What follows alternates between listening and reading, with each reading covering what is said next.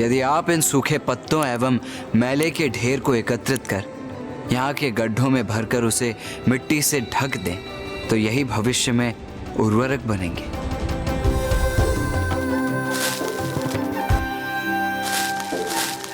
अरे वाह, इससे तो एक पंथ दो काज हो गए, गड्ढे भी भर गए और भविष्य के लिए उर्वरक की व्यवस्था भी हो गई। ब्राह्मण देवता, अब हम इन गोबर के उपलों का क्या करें? इस गोबर के उपले में अग्नि प्रज्वलित कीजिए। जी।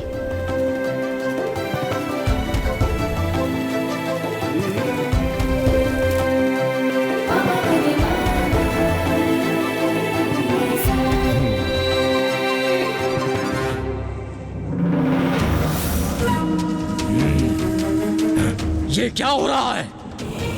ये मक्षिका और ये मच्छर हमारी ओर क्यों आ रहे हैं?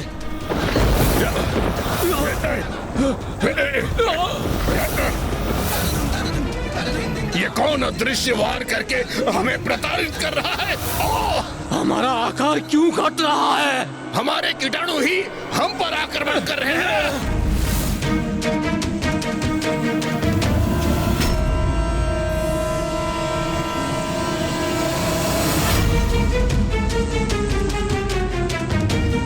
ये मेरे भीतर प्रवेश कर मुझे अपना आहार बना रहे हैं।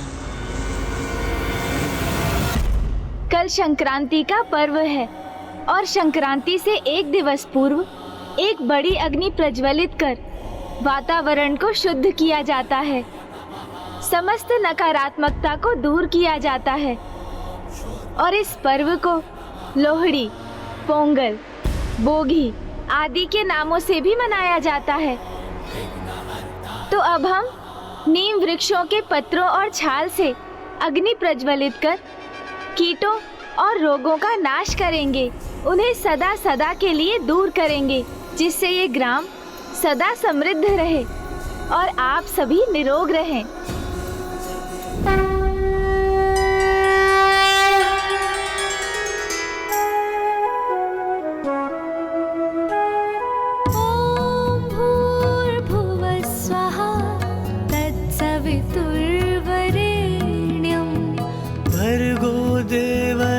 धीमहि धियो यो नः प्रचोदयात्।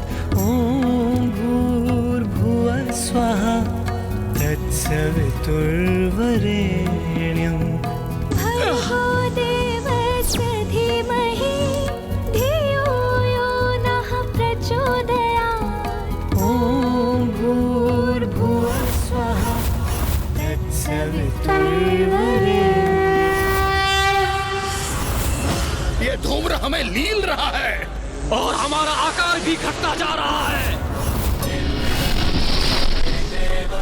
गरल और तरल का विनाश हुआ, अर्थात अस्वच्छता नष्ट हुई। प्रभु, आप तो हमारे लिए ईश्वर समान हैं। हमारे प्राणों की रक्षा करने हेतु आप दोनों को कोटि कोटि प्रणाम।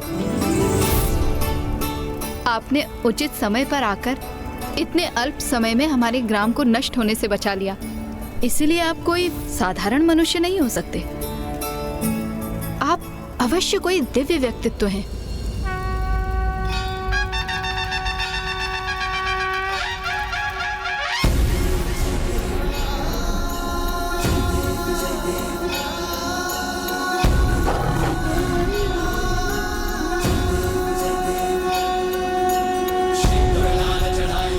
माता, संसार में जो कुछ होता है वो ईश्वर की इच्छा से ही होता है, इसीलिए कदाचित हमारा यहाँ आना कोई संयोग नहीं, अपितु इसमें भी ईश्वर की ही लीला है। किंतु हम ब्राह्मण बालक कदाचित आपको स्मरण कराने यहाँ पहुँचे हैं कि आप सभी स्वच्छता के मार्ग से भटक रहे थे और आप सभी को उस मार्ग पर लौटना चाहिए। और ये भी स्मरण रखिए कि स्वच्छता के मार्ग पर चलने के लिए किसी को दिव्य अथवा असाधारण होने की कोई आवश्यकता नहीं। स्वच्छता तो हमारा कर्तव्य है, स्वयं हमारे प्रति, अन्य मनुष्यों के प्रति और हमारे निवास स्थान और वातावरण के प्रति।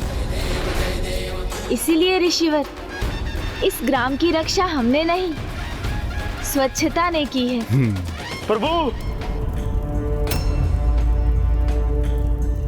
प्रभु, ये जो भूल हुई है वो मेरे ही कारण हुई है।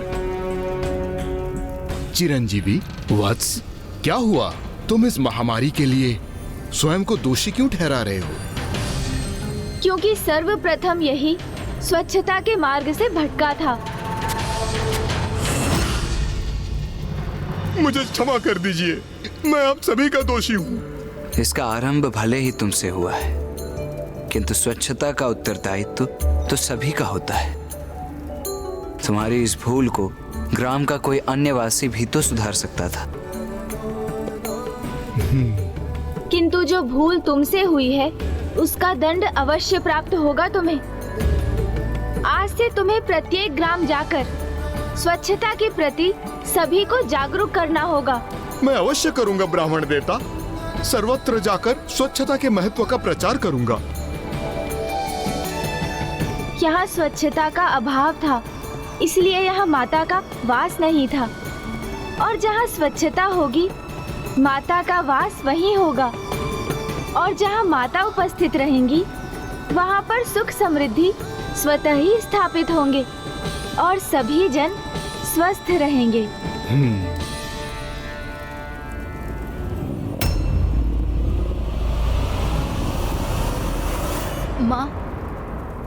माँ, मुझे भूख लग रही है।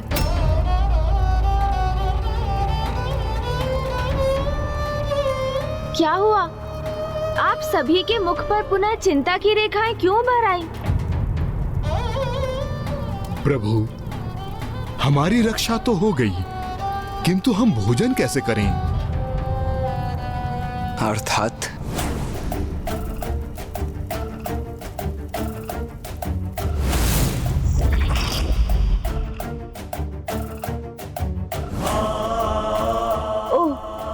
समझा। सभी वृक्ष, पौधों, फल, नदियों में विष का प्रभाव जो है,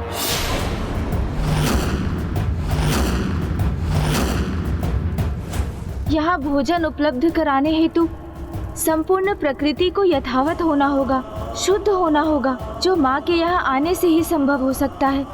किंतु माँ ने तो यहाँ आने से अस्वीकार कर दिया था।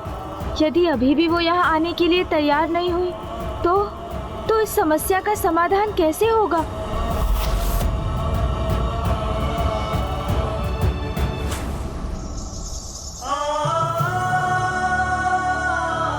माँ,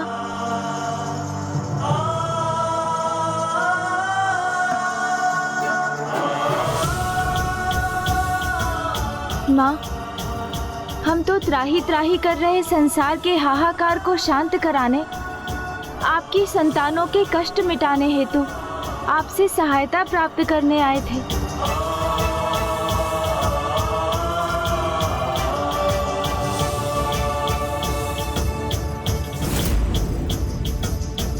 आपसे ये पूछने के लिए मुझे क्षमा करें माँ, किंतु क्या आपने हमसे असत्य कहा? हमें मना करने के पश्चात क्या आप स्वयं ग्रामीणों की सहायता के लिए गई थी माँ?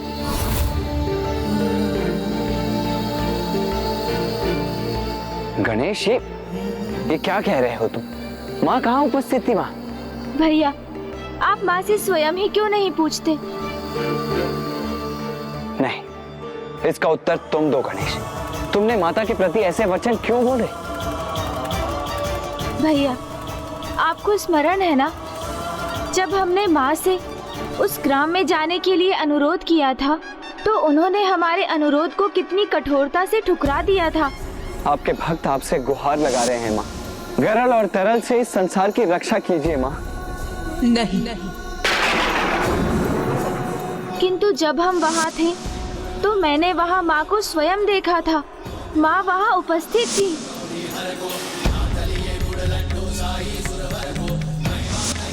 माँ को देखा था? माँ वहाँ उपस्थित थी अर्थात भैया, माँ एक साधारण ग्रामीण स्त्री के रूप में वहाँ उपस्थित थी। तो माँ ने पूर्व में ही वहाँ प्रकट हो अपने भक्तों को कष्टों से मुक्त क्यों नहीं किया? तो फिर गुप्त रूप से उनकी सहायता करने वहाँ क्यों गई माँ?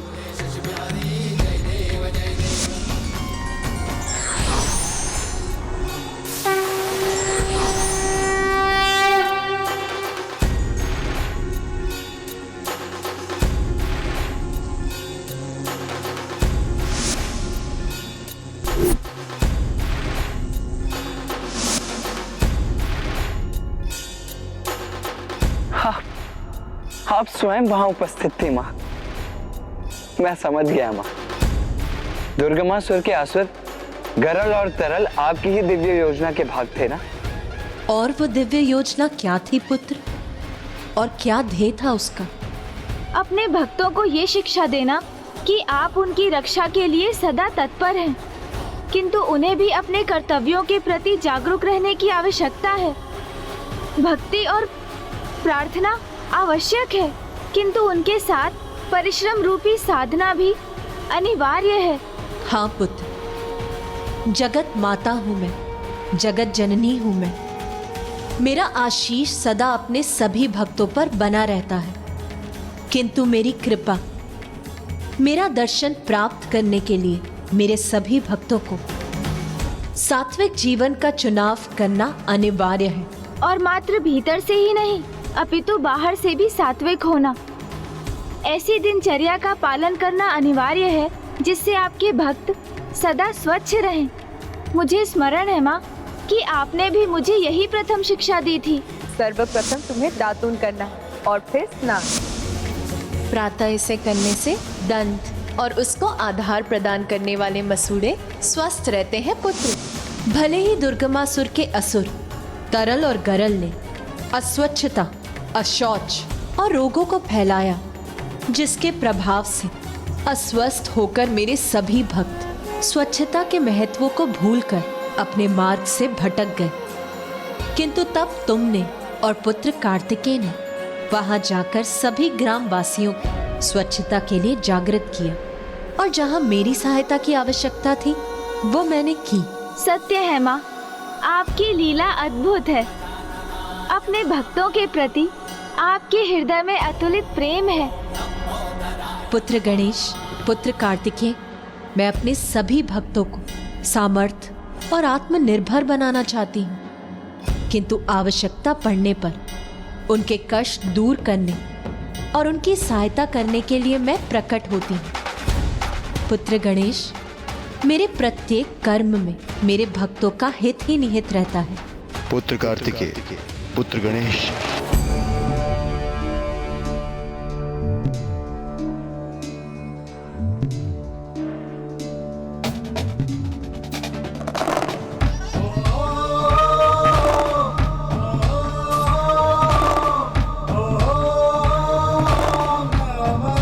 प्रणाम पिताश्री।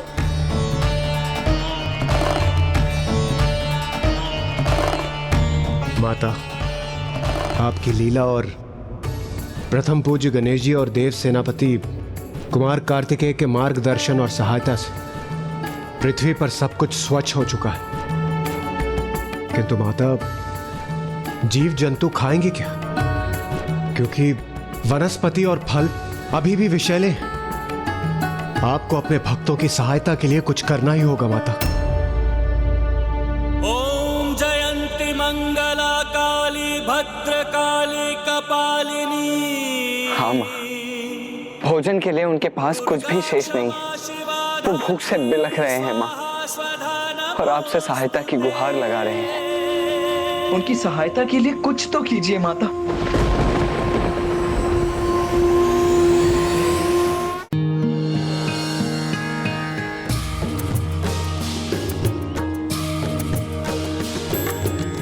गिरिनंदिनी नंदित मेदिनी विश्व विनोदिनी नंदिनुते गिरिवर विंध्य शिरोधिनी वासिनी विष्णु विलासिनी जिष्णुते। गिरिनंदिनी नंदित मेदिनी विश्व विनोदिनी नंदिनुते गिरिवर विंध्य शिरोधिनी वासिनी विष्णु विलासिनी जिष्णुते। भगवती हेशिति कंठ कुटुंबिनी भूरि कृते। जय जय हे महिषासुरमर्दिनि रम्यकपर्दिनि शैलसुते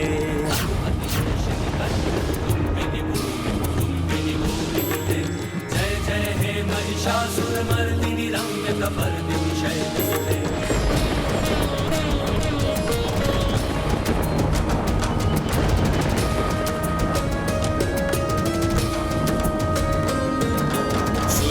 वर्षिणि दुर्धर धर्षिणि दुर्मुख मर्षिणि हर्षरते त्रिभुवन पोषिणि शंकर तोषिणि किल्बिष मोषिणि घोषरते। वर्षिणि दुर्धर धर्षिणि दुर्मुख मर्षिणि हर्षरते त्रिभुवन पोषिणि शंकर तोषिणि किल्बिष मोषिणि घोषरते। तनुज निरोषिणि दितिसुत रोषिणि दुर्मद शोषिणि सिंधुसुते जय जय हे महिषासुरमर्दिनि रम्यकपर्दिनि शैलसुते।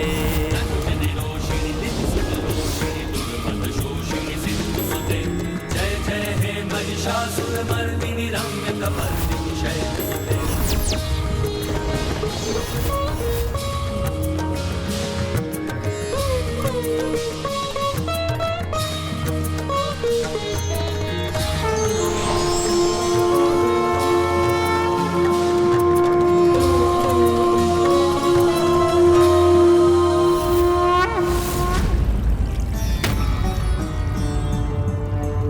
माँ, अब आपको ही कुछ करना होगा। हाँ माँ, क्योंकि अब इस स्थिति को केवल और केवल आप ही सुधार सकती हैं माँ।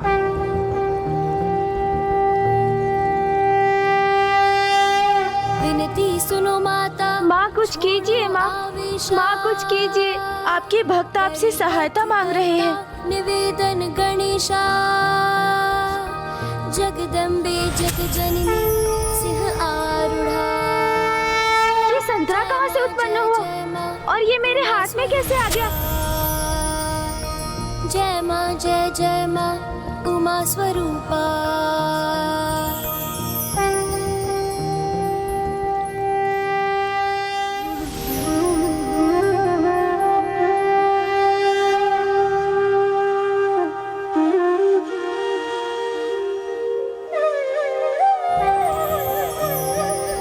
माता अपने नवीन रूप में आ रही है।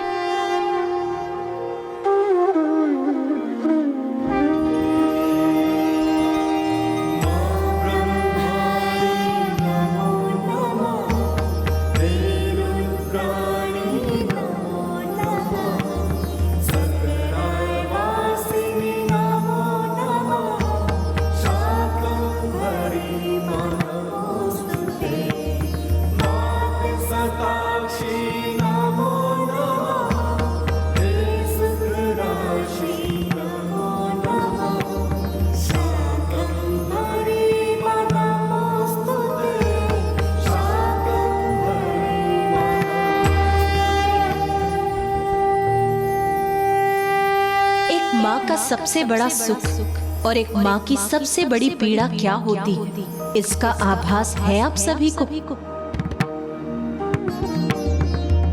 माँ का सबसे बड़ा सुख है जब उसकी संतानें तृप्त होने तक भोजन प्राप्त करें, और एक माँ की सबसे बड़ी पीड़ा है जब उसकी संतान भोजन से वंचित रहे।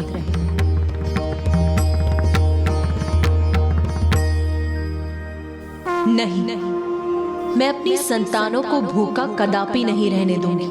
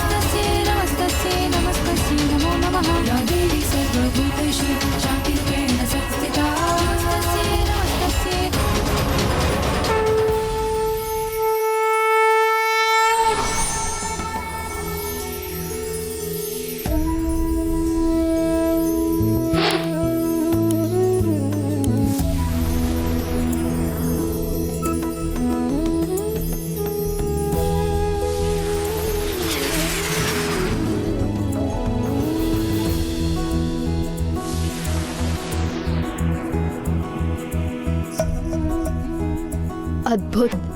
आकाश में फल और वनस्पति।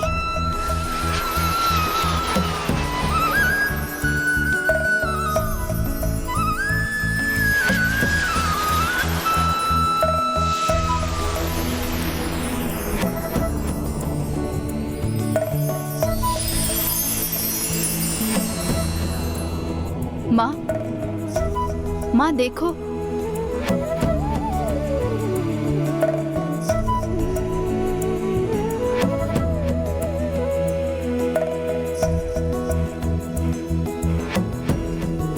माता ने हमारी प्रार्थना सुन ली।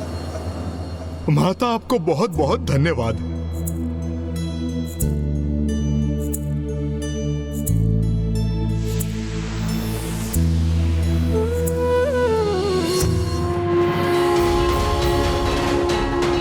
अब हमें फल और वनस्पति प्रचुर मात्रा में उपलब्ध है। जग जननी जय जय, माँ जग जननी जय जय, भयहारिणी भवतारिणी भयहारिणी। धन्यवाद माता, आपका बहुत बहुत धन्यवाद। जय जय माँ जग जननी जय जय। आपके होते हुए अपने भक्तों को कोई कमी नहीं है। अंततः जो हमारे लिए आवश्यक है वो हमें प्राप्त हो ही जाता है। बहुत बहुत धन्यवाद माता आपका। फल और वनस्पति मिल गए हैं।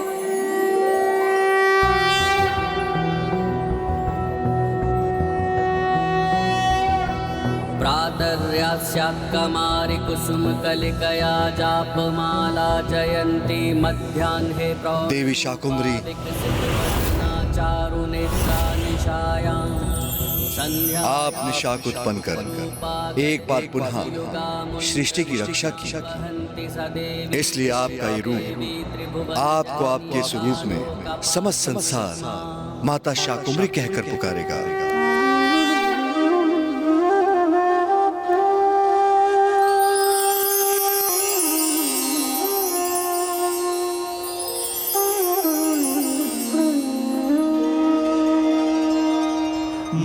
ब्रह्माणि नमो नमः, हे रुद्राणि नमो नमः, सकराय वासिनि नमो नमः, शाकंभरी नमोस्तुते, मातृ शताक्षी नमो नमः, हे सुख राशि नमो नमः, शाकंभरी नमोस्तुते, शाकंभरी नमोस्तुते, संकटहारिणि नमो नमः, कष्ट निवारिणि नमो नमः, मां भवतारिणि नमो नमः, शाकंभरी नमोस्तुते, शाकंभरी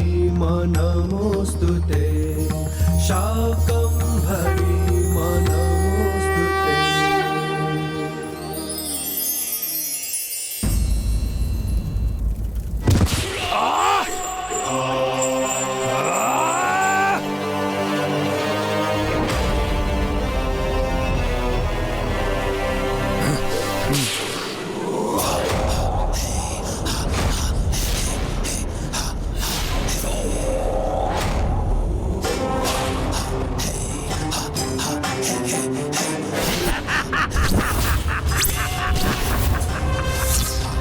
एक नवीन फल अर्थात गरल तरल असफल हो गए।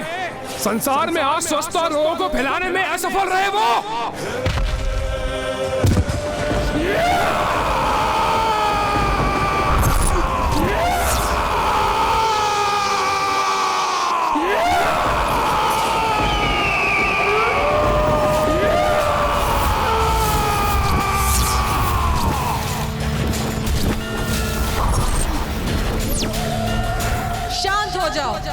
इस प्रकार तू चीख कर मात्र यहाँ के चमगादड़ों को आतंकित कर सकता है। माता! हाँ मैं मूर्ख, इस प्रकार ऊंचे स्वर में चीखने से कुछ नहीं होगा। सुन मेरी चेतावनी और अभी भी समझ जा। बार बार क्षति पहुंची है तुझे, बार बार पराजित हो चुका है तू। वेद माता को प्रथम पूज्य गणेश मुक्त करा ले गए, तेरा नगर नष्ट हो गया। एक एक कर तेरे सभी असुर तापिक, गरल और तरल भी विफल हो गए। तो अब तो समझ जा ये संकेत और सुधर जा।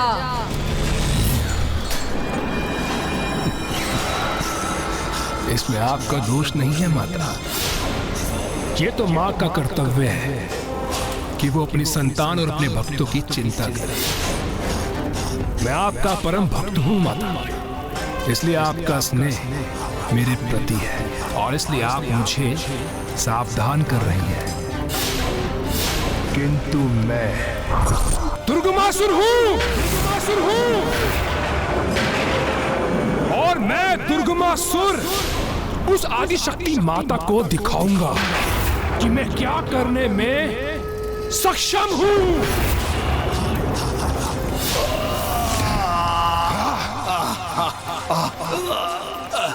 रक्षा कीजिए महाराज, सहायता कीजिए महाराज। सहायता की आवश्यकता दुर्बलों को पड़ती है। दुर्गमासुर के राज्य में ऐसे दुर्बलों का कोई स्थान नहीं है।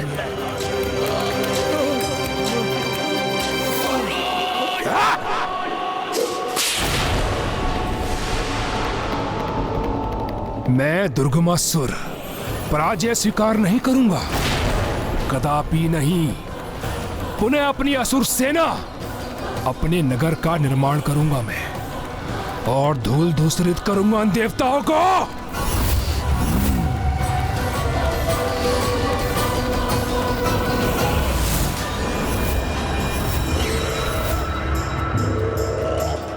असुर, मेरे पिता महान असुर रूरू का वध किया था उस देवी ने।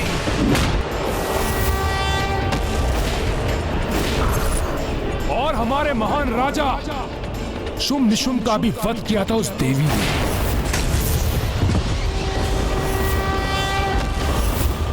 और आज वही देवी तुम्हारे महाराज दुर्गमासुर का वध करने का प्रयास कर रही है।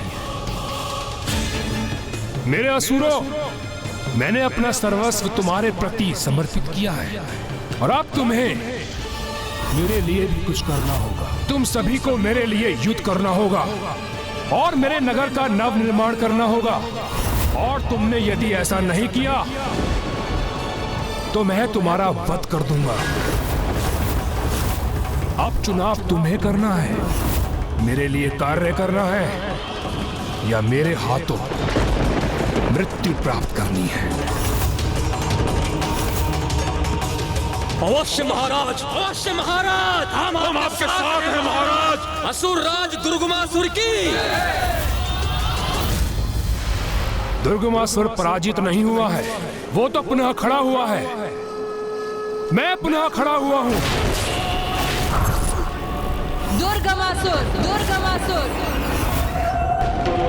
दीपक की ज्योति भी बुझने के पूर्व एक बार अवश्य फड़फड़ाती है। तेरे साथ भी अभी वही हो रहा है, क्योंकि तू सुधरेगा नहीं।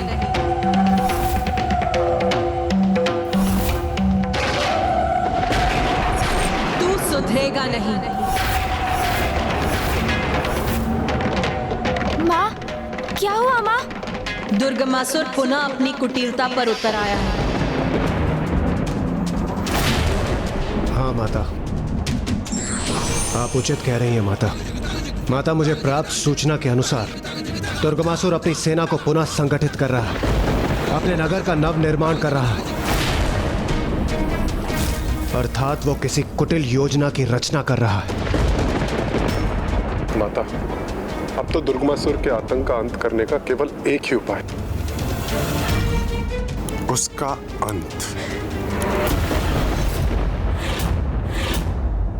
हाँ माता, और वो केवल आप ही कर सकती।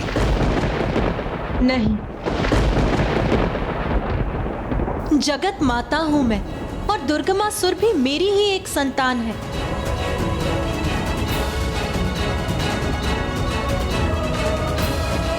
किंतु दुर्गमासुर तो दुष्टता की पराकाष्ठा है माँ। वो आपके ही भक्तों के लिए संकट बनता जा रहा है। जो भी हो, किंतु पुत्र कार्तिकेय, मैं तो अपने मातृ धर्म का परित्याग नहीं कर सकती और किसी भी अवस्था में मुझे अपनी संतानों को सुधरने का एक अंतिम अवसर प्रदान करना ही होता है और वही अंतिम अवसर दुर्गमासुर को भी प्राप्त होगा। किंतु माँ, यदि उसने अभी भी आपकी चेतावनी पर ध्यान नहीं दिया तो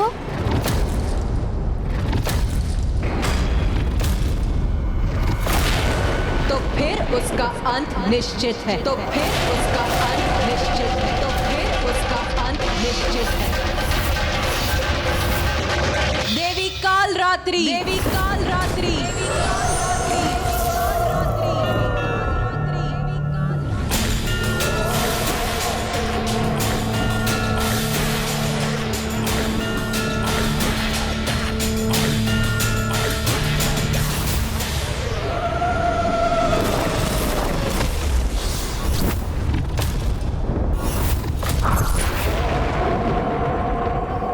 माता कालरात्रि।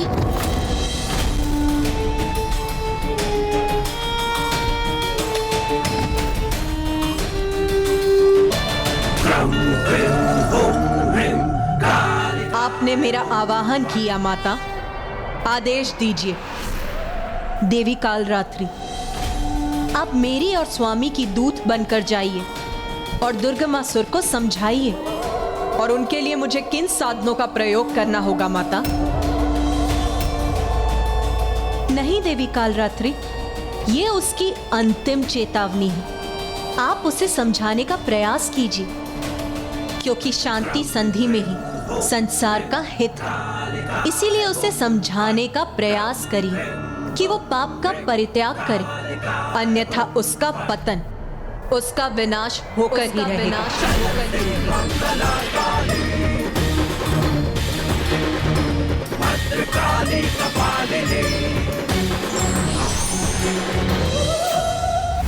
जब मैं अपने नगर का नव निर्माण कर रहा हूं, तब मुझे अपने असुर प्रहरियों द्वारा सभी दिशाओं से मुझे अपने भवन की सुरक्षा सुनिश्चित चाहिए।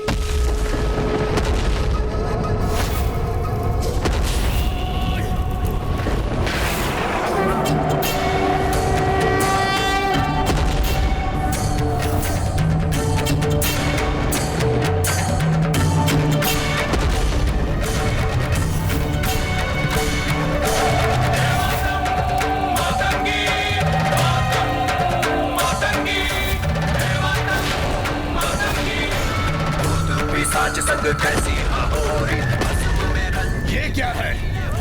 क्या ये किसी संकट के आने का संकेत है या कोई शत्रु आ रहा है यहाँ? सावधान रहो।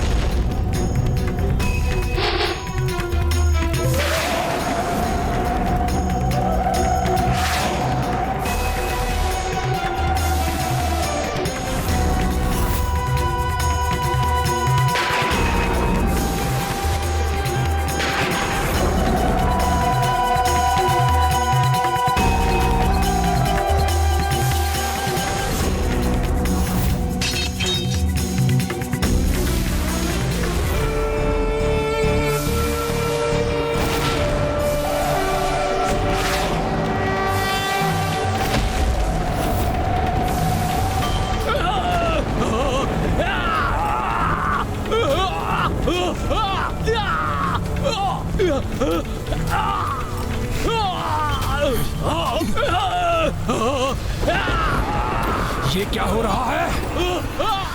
माता कालरात्रि तो आपकी सबसे उग्र और कठोर स्वरूप है और वो तो युद्ध के लिए तत्पर है, किंतु आपने उन्हें ही दुर्गमासुर के पास उसे अंतिम चेतावनी देने भेज दिया। माँ,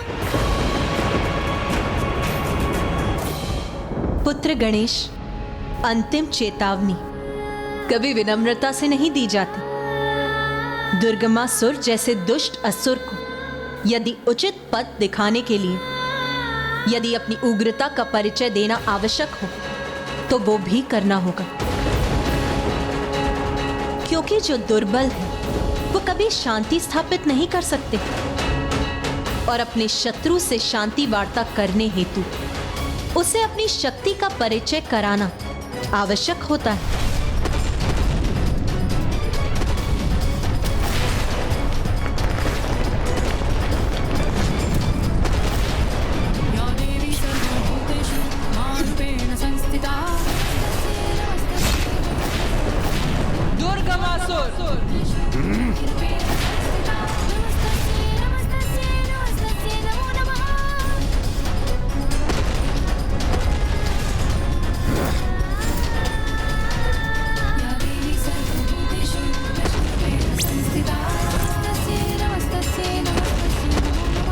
ये स्त्री कौन है?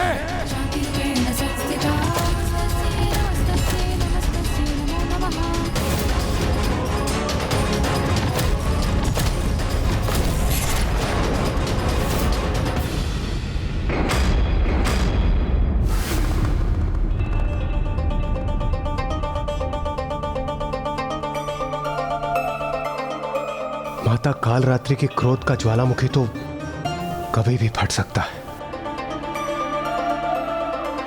नहीं देवराज, अभी ऐसा कदापि नहीं होगा, क्योंकि मैंने उन्हें वहां युद्ध के लिए नहीं, शांति वार्ता के लिए भेजा।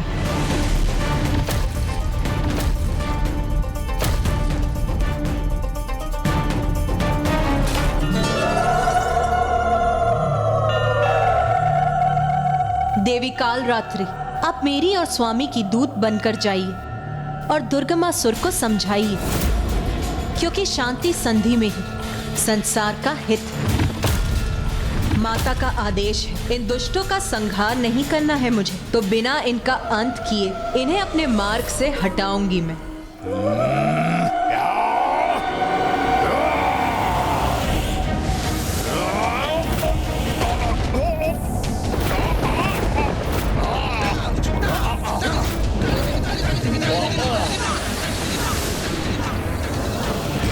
अरे ये क्या हो रहा है? हम ऊपर कैसे उठे जा रहे हैं? महाराज, हमारी रक्षा कीजिए। आगे नहीं बढ़ सके मेरे असुर। वो तो लौट कर यहीं गिर रहे हैं। ये कैसे संभव है?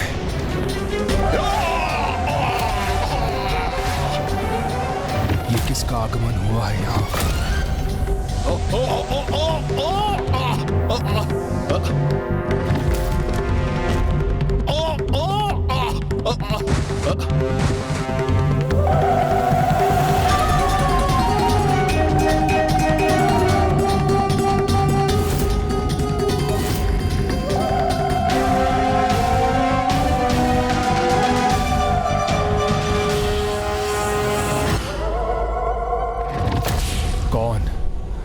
कौन है ये देवी जो बड़ी उग्र और भयंकर प्रतीत हो रही है?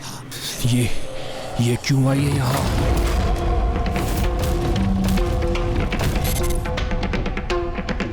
दुर्गमासुर, रोको अपने असुरों को। अस्त्र झुकाने का आदेश दो इन्हें। मैं यहाँ युद्ध करने नहीं, शांति स्थापित करने आई हूँ। शांति का प्रस्ताव लेकर आई हो तुम? तो तुम्हें ज्ञात हो ही गया कि मैं अपने बल से कितना आतंक मचा सकता हूं।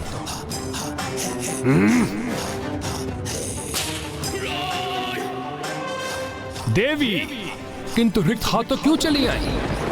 भिक्षा पात्र कहाँ है तुम्हारा? मुझसे भिक्षा मांगने आई हो ना? शांति की भिक्षा।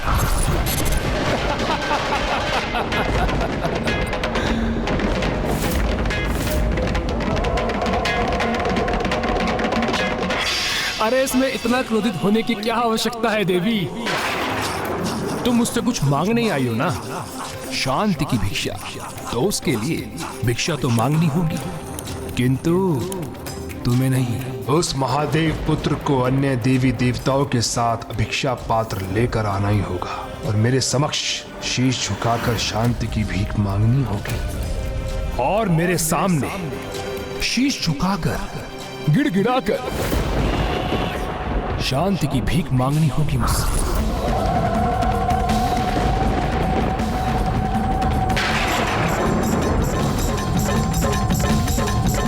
उसके बाद मैं निर्णय लूंगा कि उन्हें शांति प्रदान करूं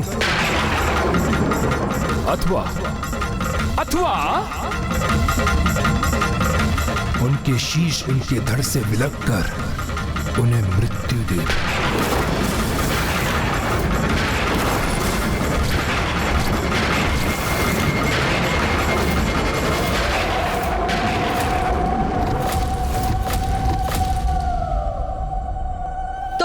शीश विलग करोगे? इतना सामर्थ्य नहीं है तुम में। मृत्यु का संकट तो तुम पर और तुम्हारे इन असुरों पर मंडरा रहा है। मैं यहाँ तुम सभी के शीश सुरक्षित करने का अवसर देने आई हूँ। उनसे युद्ध करने पर उतावले हो रहे हो तुम, जो स्वयं परम शक्ति, वो परम शक्ति जो अपनी पलक झपकाते तुम्हें भस्म कर सकती है। अरे दुष्ट, स्वयं आदि शक्ति ने जिस संसार की रचना की है, जिस संसार में सभी जीव अपनी अपनी सीमाओं पर आनंद पूर्वक जीवन व्यतीत करते हैं, उस संसार को संकट में डालना चाहते हो तुम। उनकी संतानों को कष्ट देकर तुम अपने ही विनाश को निमंत्रण दे रहे हो। अभी भी समय है। पाप का त्याग करो, दुष्कर्मों का परित्याग करो, सुकर्म करो। उसी में तुम्हारी भलाई है दुर्गमासुर, और तुम्हें यही समझाने में यहाँ आई हूँ। देवी, इतनी दूर से तुम मुझे ये समझाने आई हो कि जगत जननी का संसार कैसा है और मैं एक अच्छा बालक बनकर उसके संसार में वास कर। देवी, तुम मुझे मूर्ख पुकार रही थी ना, किंतु वास्तविकता तो ये है कि मूर्खतापूर्ण संवाद तो तुम मुझसे कर रही हो। ये ऐसी उद्दंडता करने का दुस्साहस भी कैसे किया इसने? विनाश काले विपरीत बुद्धि।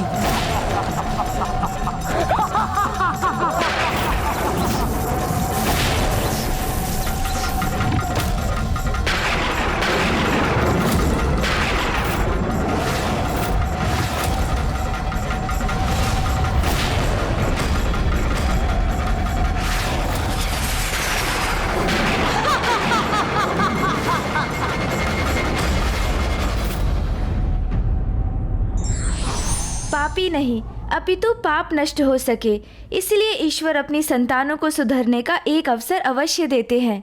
धार्मिक वीडियो सबसे पहले देखने के लिए हमारे चैनल को सब्सक्राइब करें और बेल आइकन दबाएं।